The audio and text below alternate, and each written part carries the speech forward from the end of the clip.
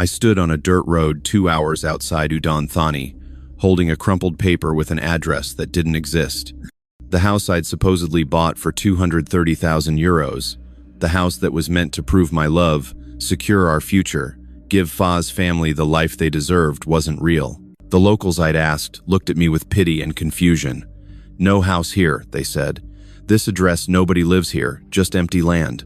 I was 64 years old, standing in the Thai heat with bank statements showing every euro I'd saved from 36 years of running a pub in Galway all gone, transferred willingly to a 25-year-old bar hostess who'd called me darling and promised me forever.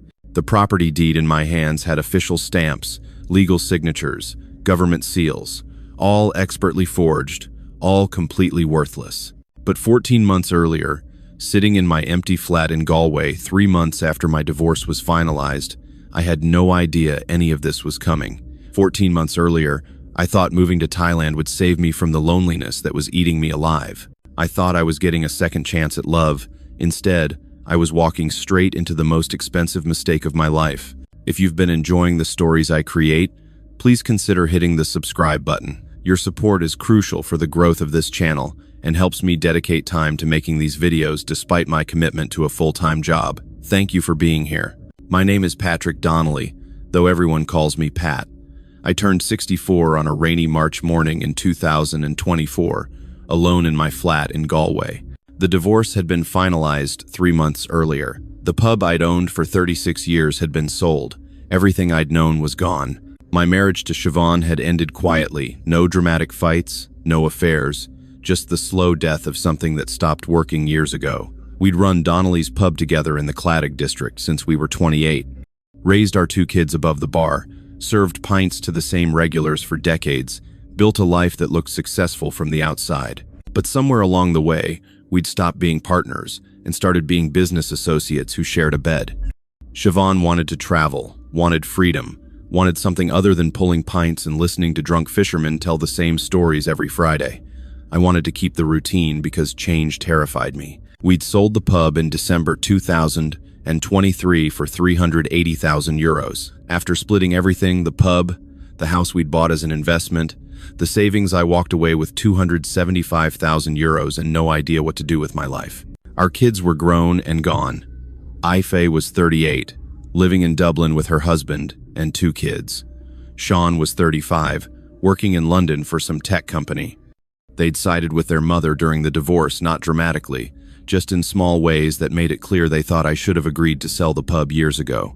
They called occasionally awkward conversations where they asked if I was okay, and I lied and said yes. But I wasn't okay. I was the opposite of okay. I'd moved into a small flat near Salt Hill, walking distance from the sea. I thought the ocean would help, something about waves and perspective and finding yourself. But mostly I just walked the prom alone, watching couples and families, feeling more isolated than ever. My pension from years of paying into the system would give me about 18,000 euros annually, 1,500 a month. Combined with my savings, I was financially comfortable, but comfort didn't fix the crushing loneliness. Galway in winter was brutal, dark by 4 in the afternoon, rain that never stopped, wind that cut through you like knives. I'd sit in my flat watching Irish television, drinking too much, wondering if this was all there was left, just waiting to die in a cold country that felt emptier every day. One night in late February, unable to sleep, I started watching YouTube videos. The algorithm showed me content about retiring abroad. I clicked on one about Thailand Irish lads living in Pattaya, talking about the weather, the affordable lifestyle, the friendly people. One fella from Cork said, "Best thing I ever did, leaving Ireland. Out here, you can actually live on your pension.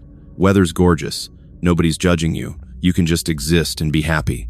I watched video after video. Expats showing their apartments, nice places for 400 or 500 euros monthly. Meals for 3 or 4 euros. Beer cheaper than Guinness back home. Sunshine every day. And other things. Things they showed but didn't say directly. Older Irish and British men with younger Thai women. Couples at restaurants. Walking on beaches. Looking genuinely happy. I told myself that wasn't the draw. But late at night, alone in my flat, with rain hammering the windows, I thought about it. Thought about companionship. About feeling wanted. About not being alone. Thailand started feeling less like a holiday destination and more like salvation. In March, I made my decision. I'd take my savings, my pension, and start over in Thailand. Siobhan got the life she wanted, traveling Europe with her sister, free from the pub and me. I'd get something too, a new chapter, maybe even a new chance at happiness. I called Ave to tell her my plan.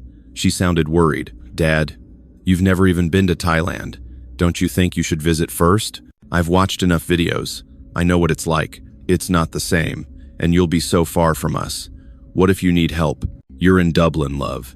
You barely visit now. Distance doesn't matter much when we only see each other at Christmas anyway." She went quiet. "That's not fair, Dad." "Maybe not, but it's true." I softened my voice. "I'm not doing this to hurt anyone. I'm doing it because I can't stay here. Everything here reminds me of what I lost. I need somewhere new. Just be careful, okay? With your money. I've heard stories about foreigners getting scammed in Thailand." "I'll be grand," I said. "I ran a pub for 36 years. I know how to spot a con." Famous last words. I sold or donated most of my possessions. Furniture, books, decades of accumulated life reduced to an estate sale. I kept some photos, important documents, and my father's watch that I wore every day. On April 15th, 2024, I locked my flat door for the last time, took a taxi to Shannon Airport, and boarded a flight to Bangkok. 2 suitcases, one-way ticket, 275,000 euros in my bank account. Everything I'd known left behind. As the plane lifted off, I looked down at Ireland disappearing beneath clouds, the green fields, the gray ocean, the country I'd lived in my entire life. I whispered a prayer my mother used to say, "God willing and the creek don't rise." Then I ordered a whiskey and tried to feel excited instead of terrified. Bangkok's heat hit me like opening an oven door. 35 degrees at midnight with humidity that made my shirt stick to my back instantly. After Galway's cold rain, the heat felt almost violent, but also somehow liberating, like the weather itself was telling me I'd left the old life behind. I'd booked a hotel in Pattaya based on YouTube videos. Irish lads said Pattaya was where expats retired, beaches, affordable living, established foreign community. The taxi from Bangkok cost me 1,800 baht, about 50 euros. I didn't haggle, too tired from the flight. We drove through the night, past industrial zones and sleeping towns, until the highway curved toward the coast. Suddenly, we were on beach road, neon everywhere, bars with girls outside, massage shops glowing pink, music thumping from doorways. It was overwhelming, chaotic, nothing like quiet Galway, and I loved it immediately, the energy, the life, the sense that anything could happen here. My hotel was called the Paradise Inn, a mid-range place on 2nd Road. The lobby was cool with white tiles and potted palms. A young Thai woman at reception smiled warmly, calling me sir and asking about my journey. My room had a balcony overlooking the street. I stood there in the warm night air, listening to the city below, music, motorbikes, voices in a dozen languages, and felt something I hadn't felt in years. Hope. I spent my first week just exploring, walking beach road at dawn when it was peaceful, finding breakfast places that served Irish breakfast alongside Thai food, not the same as home, but close enough. Discovering walking street where bars and clubs packed together, girls everywhere in short dresses calling to passing men. I felt out of place initially, too old, too awkward. But there were plenty of other Irish and British lads my age, often with young Thai women on their arms. They looked happy, genuinely happy. Everything was cheap. Full Irish breakfast, 90 baht, 2 euros 50. Beer, 40 baht a pint, just over €1. My hotel, 900 baht nightly, 25 euros. I did the math obsessively. If I rented a flat for 8,000 baht monthly, about 220 euros, and spent another 12,000 on food and life, I could live comfortably on 20,000 baht monthly. That was 550 euros. My pension would cover that easily. 275,000 euros could last decades if I was careful. But loneliness followed me from Galway. I'd watch couples, old foreign men with young Thai women, and feel that ache. I'd eat dinner alone while families laughed at nearby tables. I'd lie awake in my hotel room, reaching for Siobhan out of habit, then remembering she was gone. The YouTube videos made companionship seem automatic, but I didn't know how it worked. I'd been married since 28. I'd never had to navigate dating, especially not here. In my second week, I started looking for a flat. I needed somewhere permanent. Found a one-bedroom place in a building off Soi Buakau, furnished, clean, 12,000 baht monthly, about 330 euros. I signed a 6-month lease. Having my own place helped. I could cook when I wanted proper Irish stew when I was homesick. I established routines. Morning walks, lunch at the same restaurants, afternoons reading by the pool, evenings watching downloaded Irish shows. But I was still alone, still invisible, still wondering if Thailand had been a mistake. Then I met Fa. My first proper night in Pattaya's bar scene was in my 4th week. I'd been avoiding it, uncomfortable with the setup, but one evening, restless and lonely, I walked down Soi Bua Khao looking for a bar that didn't feel too intimidating. I found a small place called Sweet Dreams, typical Pattaya beer bar with open sides, pool table, high tables, girls on stools scrolling phones. Music at reasonable volume, less aggressive than others. I sat at the bar. The mama-san, older Thai woman who ran the place, smiled. "Welcome. First time?" "Yeah, just moved here a few weeks ago." "Welcome to Pattaya.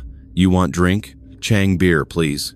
One of the girls approached, young, mid-20s, with long black hair and a shy smile. She wore jean shorts and a simple white top, less flashy than the others. "Hello," she said quietly. "You from Ireland? How'd you know?" "I hear your voice." Irish voice, different from British. She smiled. "My name Natida. Everyone call me Fa. I'm Patrick, but everyone calls me Pat." "Nice meet you, Pat." She sat beside me without asking, which I'd learned was normal. "You live Pattaya now?" "Trying to. From Galway. Just retired. Needed a change." "Why you need change?" "Got divorced. Kids are grown. Just me now. Couldn't stay in Ireland, too many memories." Her face softened. "That sound lonely." "I understand lonely." We talked for 3 hours. She told me about growing up in Isan, Thailand's poor northeast. Her father had died when she was 12. Her mother was sick, diabetes, heart problems. Fa had come to Pattaya 3 years ago to work and send money home. "I don't like work in bar," she said, looking down. "But money better here than village. I send 25,000 baht every month to my mother and my younger sister. Help with medicine, help with school." "That's a lot for someone your age," I said. "My oldest daughter. My responsibility." She shrugged. "This how Thai family work." I bought her lady drinks 100 baht each, about 3 euros. She never pressured me for more. Just talked, listened, laughed at my stories about running a pub in Galway. "You funny man," she said. "Kind. Most customer just want boom boom. But you just talk, like real person." "I'm too old for boom boom, love." She smiled. "You not old. You handsome, like Irish actor." Something warm spread through my chest, something I hadn't felt since before Siobhan left. Someone thought I was handsome. Someone enjoyed my company. Someone saw me as more than a lonely old man throwing money at a bar. "Can I see you again?" I asked as the bar closed. "Tomorrow, maybe? You really want to see me?" "I do." Her smile widened. "I like that very much. I not work tomorrow afternoon. We meet, go beach." We exchanged numbers. I walked back to my flat feeling lighter than I had in months.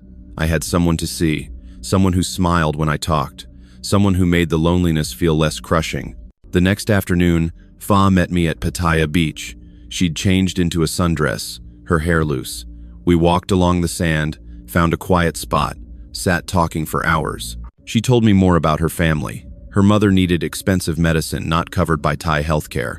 Her younger sister was 15, still in school, wanted to go to university. They were barely surviving on what Fa sent home. "How much does your mother's medicine cost?" I asked. "Too much.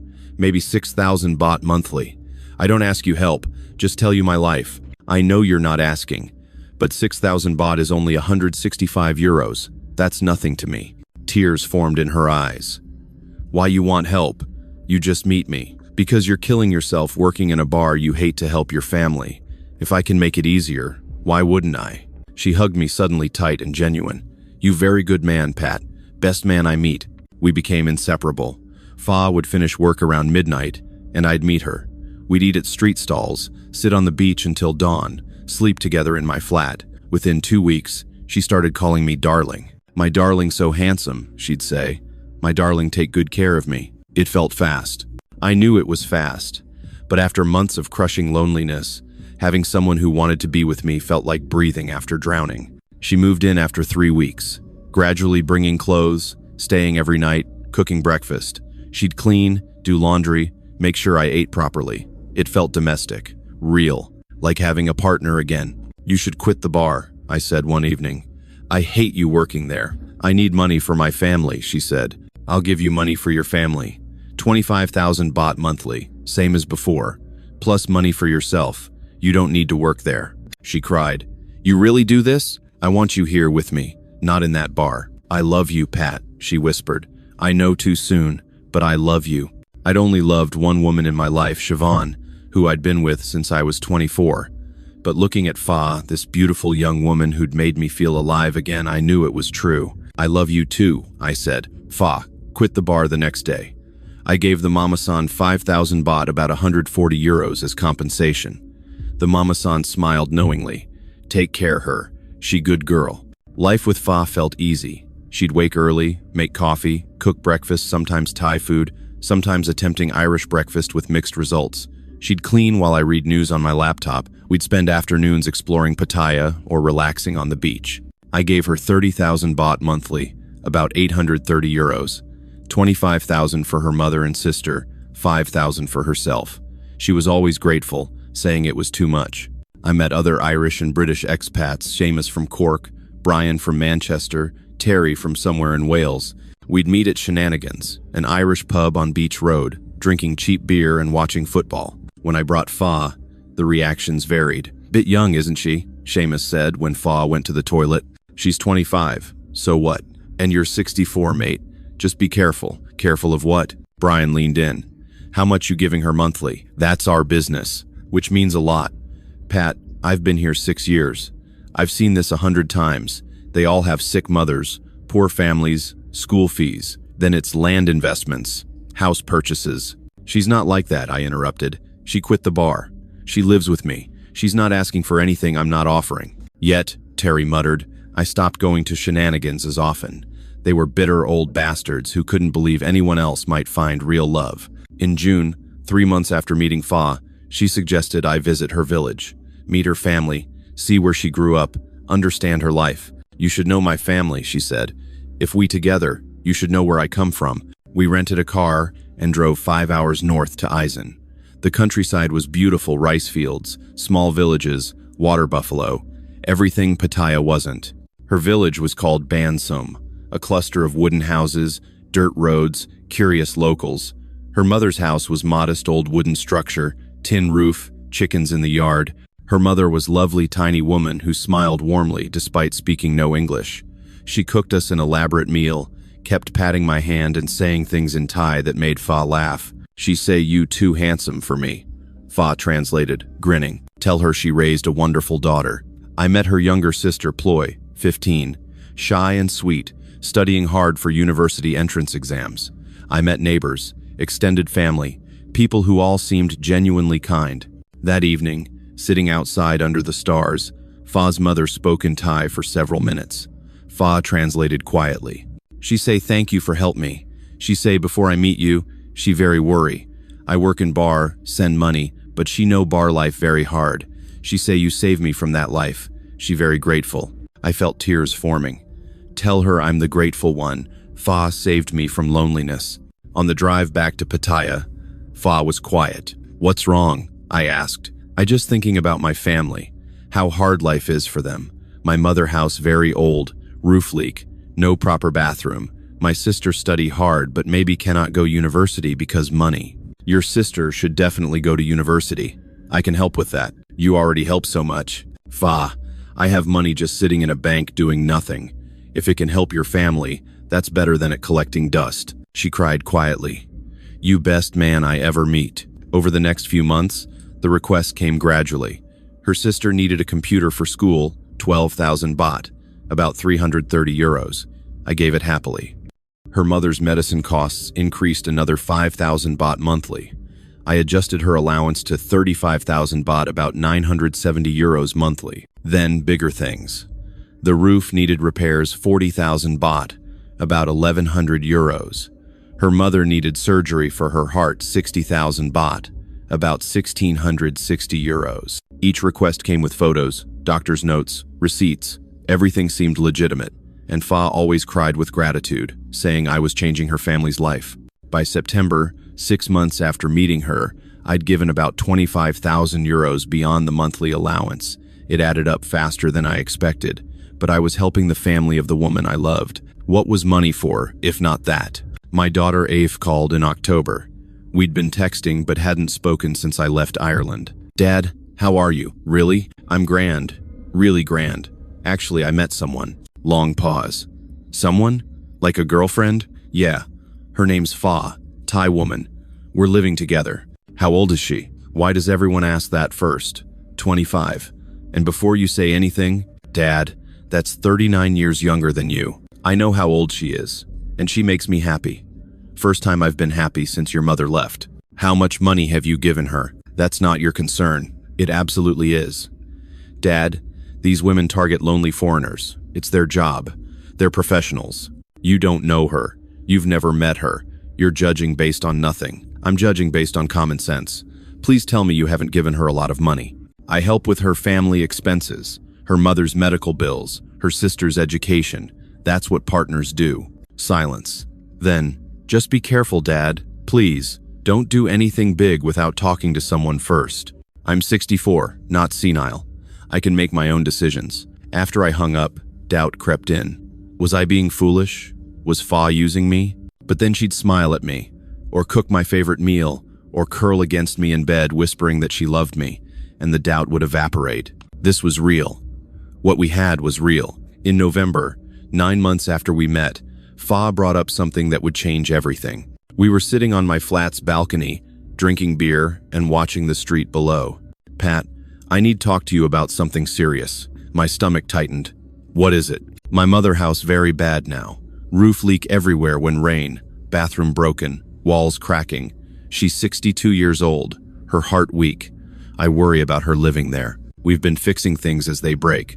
What more can we do? Fa was quiet for a long moment. In Thailand, when daughter take care of parents, proper way is buy them house. Good house, safe house, so they can live comfortable. Buy them a house? Fa, that's a massive expense. I know, that's why I never asked before. But Pat, you say you love me, yes? You say you want marry me someday? I do. Then this what we need to do. In Thai culture, man show he's serious by take care of woman's family, by give them security. Otherwise, people think I just your girlfriend for fun, not serious. I don't care what people think. I care. My family care. My mother want know you serious about me before we marry. Want know I not just your temporary girlfriend. She started crying softly. If we buy house for my mother, everyone know you serious. Know you plan marry me. Know I good daughter who take care family properly. I held her while she cried, feeling guilt twist in my gut. She'd given up her job, her independence, everything to be with me, and I was hesitating to help her family feel secure. How much would a house cost? I asked. Depends. Small house in village, maybe 1.5 million baht. Bigger house, 2 bedrooms, proper bathroom, maybe 2 million. Really nice house, 2.5 or 3 million. 3 million baht was about 83,000 euros, over 30% of my savings. That was terrifying. That's a lot of money, Fa. I know. That's why I so scared to ask. But Pat, this not just for my mother. This for us. This show you serious about me, about our future. This how Thai families know relationship real. Over the next 2 weeks, the pressure intensified. Fa would mention casually how her friend's boyfriend had bought her family a house, how her cousin's foreign husband had done the same, how everyone in her village was asking when I'd make the commitment. They think maybe you not serious about me, she'd say. Think maybe I just bar girl you pay for sex. It hurt my feelings, Pat, hurt my mother's feelings. I didn't want to hurt anyone. And I'd told Fa I loved her, wanted to marry her eventually. Buying her mother a house seemed like the natural next step to proving that. In December, we drove back to Bansum to look at properties. Fa had found 3 options, all within walking distance of her mother's current house. The first was small, 1 bedroom, basic bathroom, about 1.4 million baht. Fa's mother looked at it politely but seemed disappointed. The second was better, 2 bedrooms, proper bathroom, small kitchen, 1.8 million baht. The third was beautiful, 2 bedrooms, modern bathroom, nice kitchen, small garden, 2.3 million baht, about 63,000 euros. Fa's mother cried when she saw it. She walked through every room touching the walls like she couldn't believe it was real. She said something in Thai, tears streaming down her face. She say, "If we buy this house, she die happy," Fa translated. She say she never dreamed to live somewhere so nice. Looking at this tiny, elderly woman who'd worked her whole life and never had anything, I felt my resistance crumble. "We'll take it," I said. Fa threw her arms around me, sobbing. Her mother hugged me tight, saying things I didn't understand but felt in my chest. That night, Fa's entire extended family came to celebrate. They treated me like a hero, like I'd done something extraordinary. They kept raising glasses, toasting me, calling me good man in broken English. I felt proud, important, like I mattered. The property purchase was complicated. Foreigners couldn't own land in Thailand, so the house had to be in a Thai person's name. Fa suggested putting it in her brother's name. He was 28, reliable, would hold it in trust for their mother. "Why not your mother's name?" I asked. "Mother too old. If something happened to her, then problem with inheritance, taxes, many complication. Brother's name better. He youngest son in Thai culture, youngest son responsible for parents. This proper way." It made sense, sort of. I contacted a lawyer, an Irish expat in Pattaya who'd been there 15 years. He advised caution. "Pat, putting a house in someone else's name is risky. If things go south, you have no claim. It's for her mother. We're going to get married. This is family. I've heard that before. Look, I'll draft documents stating you paid for it, but Thai courts don't always honor those. Just be aware of the risk." I paid him 2,000 euros to prepare everything, contracts stating I'd funded the purchase, that I had certain rights, that the property was held in trust. Fa's brother signed everything without question. He seemed like a decent lad, quiet, respectful, grateful. The house cost 2.3 million baht, 63,890 euros, but there were additional costs. Furniture, 40,000 baht. Repairs to make it move-in ready, 60,000 baht. Legal fees, transfer taxes, agent fees, another 80,000 baht. Total cost, 2.57 million baht, 71,300 euros. I transferred the money in December 2024. My savings dropped from 250,000 euros to 178,700. Still comfortable, still enough to live on, but a massive amount gone. Fa's mother moved in January 2025. There was a huge celebration. The whole village came. Monks blessed the house. People cried with happiness. Fa's mother kept hugging me, calling me son in Thai. I felt like I'd done something meaningful, something good. "You make my mother so happy," Fa said that night. "You give my family security. You best man ever, Pat. I love you so much." "I love you too," I said. I meant it. But looking back now, I realized that was the moment I'd sealed my fate, the moment I'd proven I'd give anything she asked for, the moment she knew she could take everything. After buying the house, everything changed. Not all at once, gradually, like water boiling, but definitely different. Fa became moodier. She'd snap at small things, me leaving dishes in the sink, asking where she'd been, suggesting we budget more carefully. She'd accuse me of not trusting her, of being like every other cheap foreigner who gave a little then complained. "I thought you loved me," she'd say when I questioned expenses. "But you just count every baht like I'm your employee." And I'd apologize because making her angry felt worse than the money disappearing. The monthly allowance kept increasing. Her sister needed a laptop, another 15,000 baht. Her mother's house needed air conditioning, 35,000 baht. There was always something. By February, I was giving her 50,000 baht monthly, about 1,390 euros. That was most of my pension. My savings were covering the rest of our expenses. Then, bigger requests. Her brother needed a motorbike to get to work, 70,000 baht, about 1,940 euros. Her mother needed a better phone to stay connected, 20,000 baht. Each time, Fa would present it as urgent, necessary, about family security. Each time, she'd cry with gratitude when I agreed. Each time, I'd feel like I was doing the right thing, but my savings were dropping fast. By March, I was down to 140,000 euros. I'd burned through 38,000 in 3 months. I tried talking to Fa about budgeting, about being more careful with money, about maybe slowing down on the big expenses. "You don't want to help my family anymore?" she'd ask, tears forming. "That's not what I'm saying. I just think we need to be more careful. You have so much money, more money than my whole family see in lifetime, and you complain about help them? I'm not complaining, you just what? You just regret buy house for my mother? You think that mistake now? No, I don't think that at all. But the arguments always ended the same. Me apologizing, me transferring more money, me feeling guilty for even suggesting we slow down. My daughter Afi called in March. She'd been texting regularly, but we hadn't actually spoken in months. Dad, I've been worried about you. I'm fine, love. Are you? Because you sound stressed. Just adjusting to life here. It's different than I expected. How's your girlfriend? Fa? She's grand. How much have you spent on her family? I didn't answer. Dad, how much? I bought her mother a house, and I help with expenses, but they needed the help. Jesus Christ, Dad.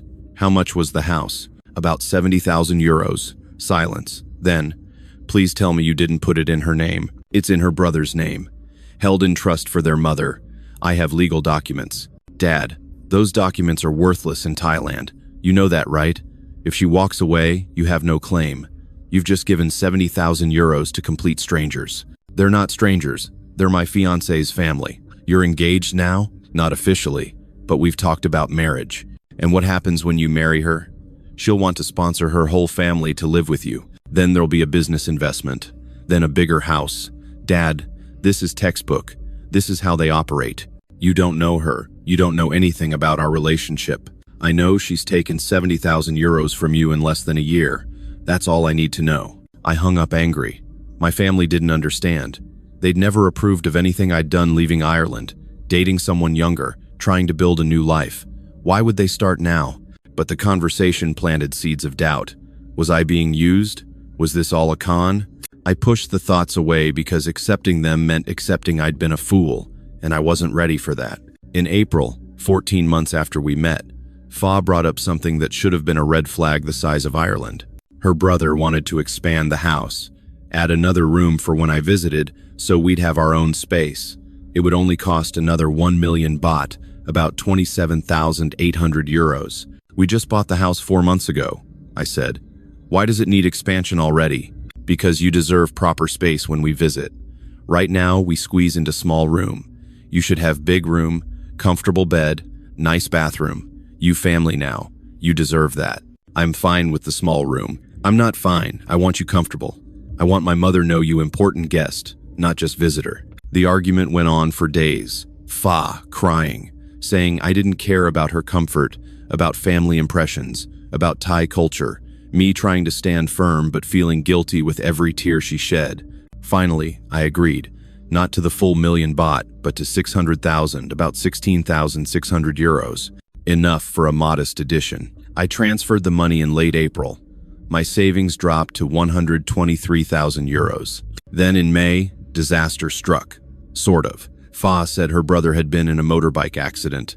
Not serious, but he'd damaged the bike I'd bought him and needed money for repairs and medical bills. 30,000 baht, about 830 euros. I sent it immediately. 2 weeks later, her mother had fallen and needed physiotherapy. 40,000 baht, about 1,100 euros. Then her sister failed her university entrance exam and needed to pay for expensive tutoring. 50,000 baht, about 1,390 euros. The requests never stopped. Always urgent, always emotional, always presented as life or death necessities. By June, I was down to 105,000 euros. I'd burned through 170,000 in 14 months. My pension barely covered our daily expenses. My savings were hemorrhaging. I told Fa we needed to stop. No more big expenses, no more emergency requests. We had to live within our means. She exploded, screaming in Thai and English, saying I'd changed, that I used to be generous, but now I was cheap like every other foreigner. She said I'd promised to take care of her family, but now I was abandoning them when they still needed help. You buy one house and think you done, she yelled. But family always need help. That how Thai culture work. You don't understand because you selfish Irish man who only think about yourself. She stormed out. Didn't come back that night. Or the next day. I panicked. Called her phone, went straight to voicemail. Texted her messages, didn't deliver. Went to the bar where she used to work. They said they hadn't seen her. On the third day, she finally called. I at my village, she said coldly. I need think about our relationship. I'm not sure you right person for me anymore. Fa, please, come back. We'll work this out. I don't know. My family very upset. They think you don't care about them anymore. Think you just use me for sex, then leave when they need help. That's not true. I've given everything. You give some money, yes. But my family need more help. My mother house still need finish. My sister need more school money. My brother need better motorbike. But you say no to everything now. I'm not saying no to everything. I'm just saying we need to slow down. Thai family don't slow down. Thai family take care each other always. If you want be part of family, you have to understand that. She hung up. I sat in my empty flat, feeling panic crush my chest. I'd just spent 170,000 euros on her family. And she was saying it wasn't enough? That I was abandoning them? But I couldn't lose her. The thought of going back to that crushing loneliness of admitting this had all been a mistake was unbearable. I called her back. What do you need? Tell me what would fix this. I don't want talk about money right now. Fa, please, I love you. I'll help however I can.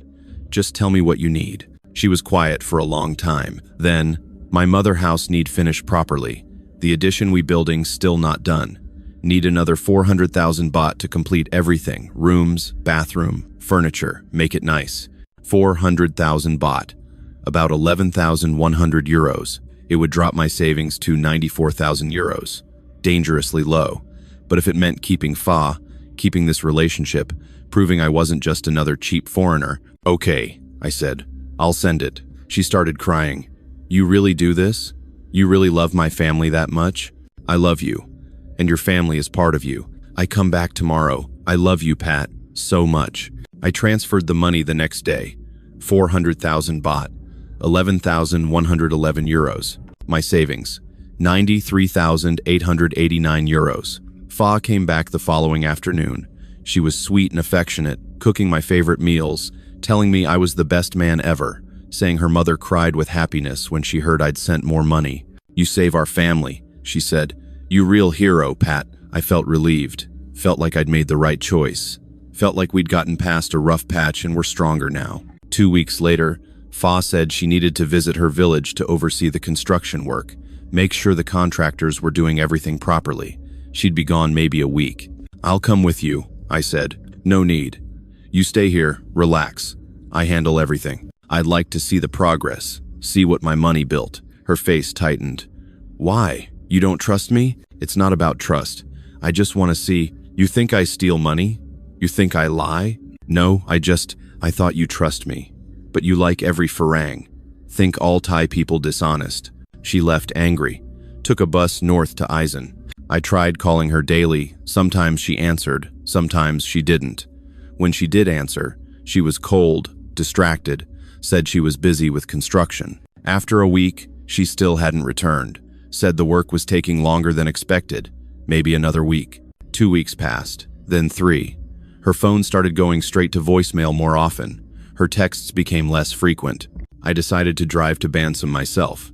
Surprise her, see the house, understand what was taking so long. I rented a car and drove 5 hours north, arriving in the village mid-afternoon. Found her mother's house easily, the beautiful house I'd bought. An old woman I didn't recognize was in the yard. I showed her a photo of Fa on my phone. She shook her head. My Ru, I don't know. I found the village chief, showed him Fa's photo, asked if he knew Nathita Sriwilai. He looked confused. No Nathita live here, but I met her mother, right in that house. I pointed. She lived in the old house, then we bought the new one. The chief shook his head. That house belonged to Somchai family. Brother and sister lived there. No mother, no Nathita. My stomach dropped. The addition we were building, the expansion, no addition. House same as always. I drove to the address where the expansion was supposedly happening. Found empty land, no construction, no materials, no evidence anyone had ever planned to build anything. I sat in the rented car feeling my world implode. Everything was fake. The mother was probably an actress. The brother was probably Fa's boyfriend or partner. The house I'd bought was real, but I had no claim to it. The expansion was completely fabricated. I'd given them 181,111 euros, over 230,000, when you converted to their local currency properly and counted every request.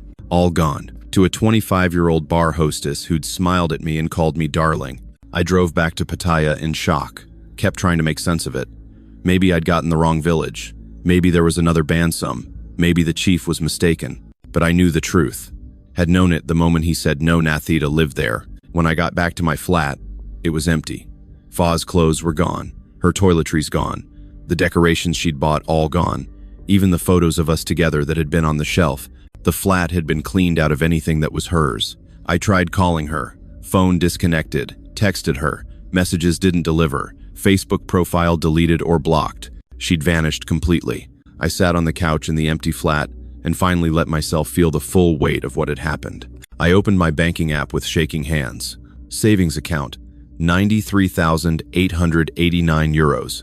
I'd started with 275,000.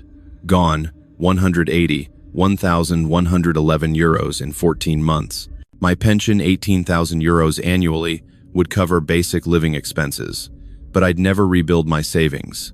I'd never have that cushion again. I'd be living month to month for the rest of my life. I called the police. They came, took my statement, looked at my bank transfers and fake documents. Same story they probably heard weekly. Very difficult to find her, one officer said. Name may be fake, village address fake. If she leave Pattaya, almost impossible. What about the money? You give voluntary. She your girlfriend. Thai court very difficult for this situation. I never heard from them again. I tried finding people who knew her. Went to Sweet Dreams bar, the mama-san said Fa had quit months ago, didn't know where she went. I contacted other expats. Some had heard rumors of women named Fa or Nathita running similar cons. One British lad said he'd lost £40,000 to a woman matching her description. They work in teams, he said. The mother, the brother, the sick relatives, all actors.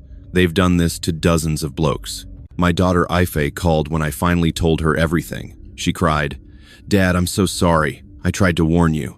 I know. Can you come home? At least stay with me until you figure things out? I can't afford a flight, and I don't have anywhere to go back to. The flat in Galway is gone. The pub is gone. Everything's gone. I'll send you money for a flight. And then what? I'm 65 with 93,000 euros to my name. I can't afford rent in Ireland. Can't afford anything there. At least here, my pension stretches further. She sent 2,000 euros anyway. I used it for 3 months, rent and food. I moved out of my flat into a shared room at a place called the Expat Support Center. It was run by volunteers, other foreigners who'd been scammed, and now helped new victims. The center offered dormitory rooms, communal meals, support groups. My room had 4 beds. I shared it with 2 Brits and an American, all telling versions of my story. She said she loved me. One British lad said during group, called me her soulmate. Turned out she had 3 other foreign boyfriends sending money simultaneously. I understood completely. I volunteer at the center now, help new arrivals process their losses. Last week, a 68-year-old from Dublin arrived, lost everything to a bar girl who'd promised to open a restaurant. I made him tea, listened to his story, told him he'd survive. Does it get easier? He asked. No, I said honestly. You just get used to carrying it. My name is Donnelly. I'm 65 years old. I live in a shared dormitory room in Pattaya, volunteering at a support center for scammed expats. I came to Thailand 14 months ago with 275,000 euros, hoping to find love and happiness after my divorce. Instead, I found a professional con artist who took 181,000 euros and disappeared. The house I bought doesn't belong to me. The family I thought I was helping doesn't exist. The woman I loved was never real. I think about Fa sometimes. Wonder if she ever felt anything genuine for me, or if every word, every touch, every tear was performance. I want to believe some small part of it was real, but I know the truth. I was never Pat to her. I was a retirement fund that walked, talked, and believed every lie she told. She played her role perfectly, the sweet bar girl who hated her work, the devoted daughter supporting her family, the traditional Thai woman seeking a good man. And I believed it all because I was lonely and divorced and desperate to feel like I mattered. Ireland didn't do this to me. Thailand didn't do this to me. Fa didn't even do it entirely. I participated in my own destruction. I ignored warnings. I dismissed my daughter's concerns. I chose fantasy over reality because reality was too painful. That's the lesson. Loneliness makes you stupid. Desperation makes you blind. And some people can smell vulnerability like blood in water. I was vulnerable. Fa smelled it. She sold me the exact dream I needed. Love, family, purpose, until my bank account was empty. I didn't fall for a bar girl. I fell for the fantasy she sold me, and that fantasy cost me 181,000 euros and my dignity. My pension gives me 18,000 euros annually, 1,500 monthly. Enough to rent a small room eventually, eat properly, survive. But I'll never have savings again, never have security. I'll be living month to month until I die. My daughter sends 500 euros monthly despite her own financial struggles. I try not to take it, but I need it to survive. She doesn't say, "I told you so," but I hear it in every wire transfer. I help other men at the center now.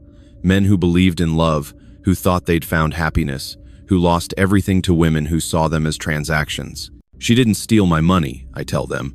I gave it away to a fantasy wearing a smile. That's harder to accept than being robbed. Some men leave angry, swearing revenge, convinced they'll recover their money. I let them leave with that hope because sometimes hope is all you have left. Some men stay broken, unable to accept what happened, still believing their girlfriends loved them despite the empty accounts. I sit with them through that denial because I lived it. Some men eventually accept the truth and rebuild what they can. I try to be proof that survival is possible, even when you've lost everything. I touch my father's watch sometimes, the only thing of value I have left. I think about him, about how hard he worked to give his family a good life, about how disappointed he'd be that I threw everything away. But other times I think maybe he'd understand. Maybe he'd see that I wasn't chasing youth or sex. I was chasing connection. I was trying to survive the loneliness of divorce and aging and irrelevance by finding someone who made me feel alive. Fa knew exactly what I needed to believe, and she delivered it perfectly until the money ran out. My pension starts giving me enough to move out in a few months. Not to a nice flat, those days are gone, but to a small room somewhere cheaper, away from Walking Street, where old expats go to disappear quietly. Maybe that's all I deserve now. A quiet disappearance. The sun sets over Pattaya. The center is quiet except for the ceiling fans spinning overhead. Soon I'll lie down in my dormitory bed and try to sleep despite the snoring and the heat and the weight of everything I've lost. And tomorrow I'll wake up and help another broken man understand that survival is possible, even when you've been stripped of everything that mattered. Because that's all I have left. That's Patrick Donnelly's story. A cautionary tale written in bank transfers and broken dreams. A reminder that love can be bought, but what you're buying is always temporary. I hope your story ends better than mine.